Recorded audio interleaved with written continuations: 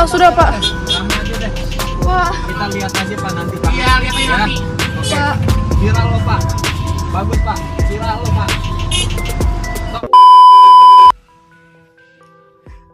Ya, assalamualaikum warahmatullahi wabarakatuh. Apa kabar teman-teman semuanya? Semoga selalu diberikan kesehatannya. Oke teman-teman, di hari Jumat, di hari Kamis ya, dari Kamis malam Jumat tepatnya ini ada insiden teman kita nih. Dia memang sih yang saya tahu dia nggak masuk ke SGC ya, tapi dia masuk komunitas di luar itu diantaranya UFC LK gitu ya. Jadi gini teman-teman, sebelumnya gue spill dulu ya videonya seperti apa nih, biar jadi teman-teman biar tahu nih ya kejadiannya gimana ya.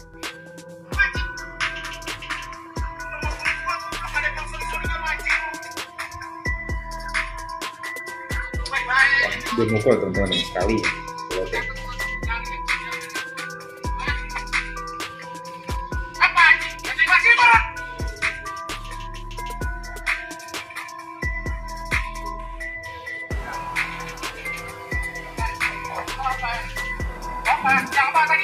Enggak lagi. Dia mukul. Parah sih, yang keduanya parah sih. Tapi Bang Hendra-nya gue salah sih sama Bang Hendra ini. Dia masih tetap tenang gitu ya.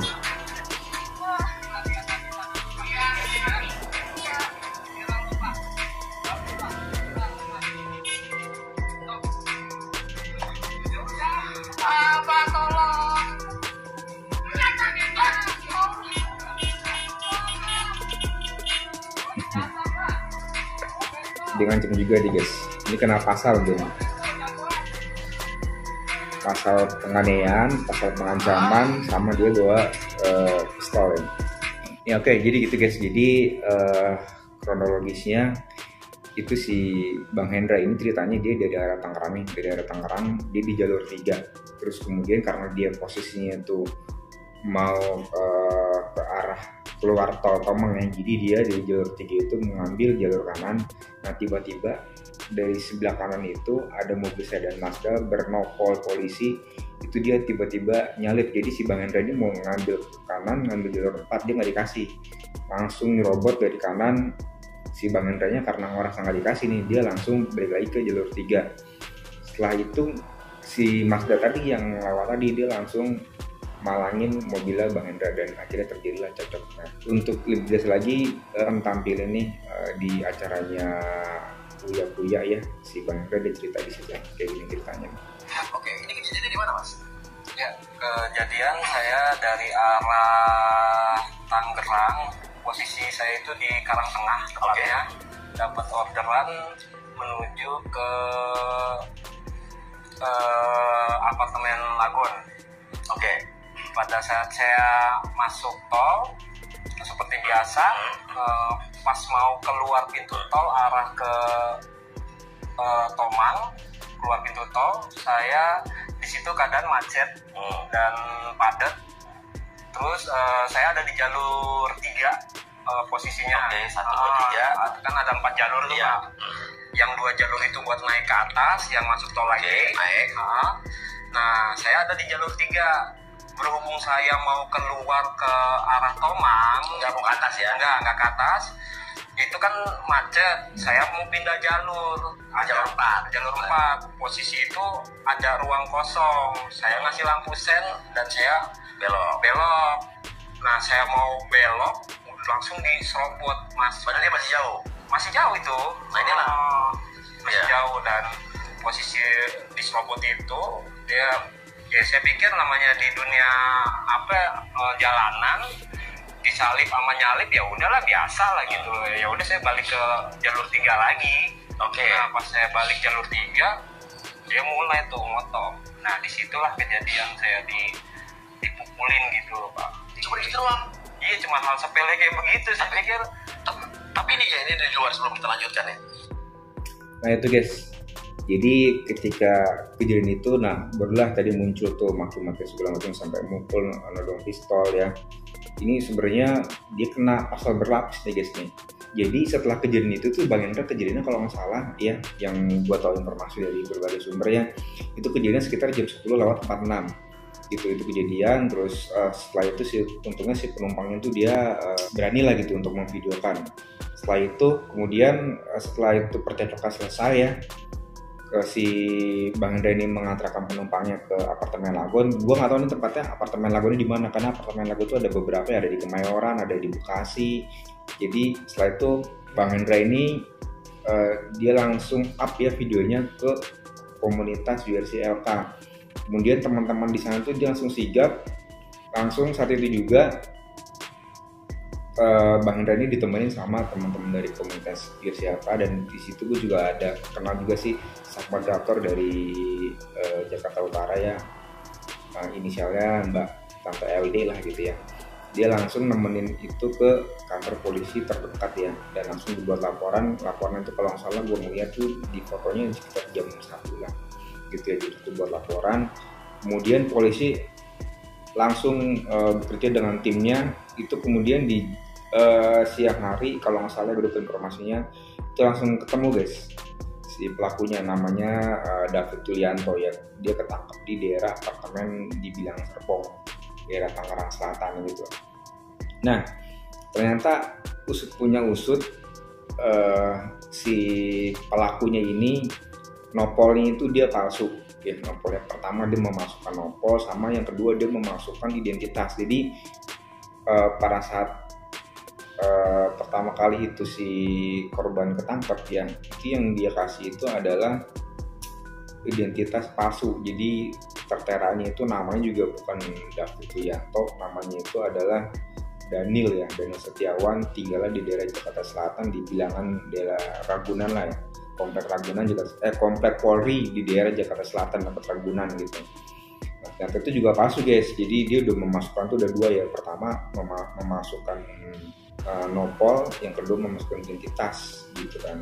Nah akhirnya karena yang dikasih sama si pelaku ini identitas orang lain yang namanya Daniel, alamatnya di daerah komplek Polri Jakarta Selatan, dan itu disamperin ke sana gitu kan. Ternyata pas ketemu sama RT-nya yang namanya Daniel ini bukan seperti yang ada di viral video itu gitu.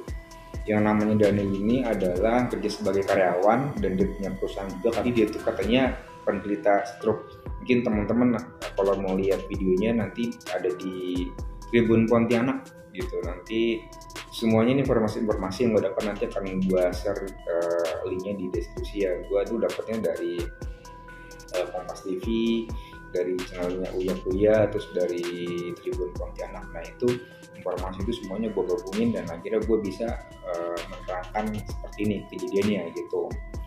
Dan sebenarnya dan nopolnya itu sebenarnya itu memang ada gitu ya, cuma bukan peruntukan buat mobil Mazda, tapi peruntukannya buat mobil Kijang tahun 2003 guys gitu. Nah ini pasal-pasal apa aja nanti yang bakal diterima sama si pelaku ya, ini gue langsung belatin videonya dari Kabid Humasnya. Ini rekan-rekan, kemudian untuk pasalnya terhadap pelaku, penyidik mengenakan pada pasal yang dilanggar, yaitu pasal 352 KUH Pidana dan atau pasal 335 KUH Pidana dan atau pasal 1 ayat 1 Undang-Undang Darurat Republik Indonesia nomor 12 tahun 1951 ya, dengan ancaman hukuman ya pada pasal 352 jelas 3 bulan penjara, 335 1 tahun penjara, pada Undang-Undang Darurat 12 tahun 51 tertulis selama-lamanya 20 tahun penjara.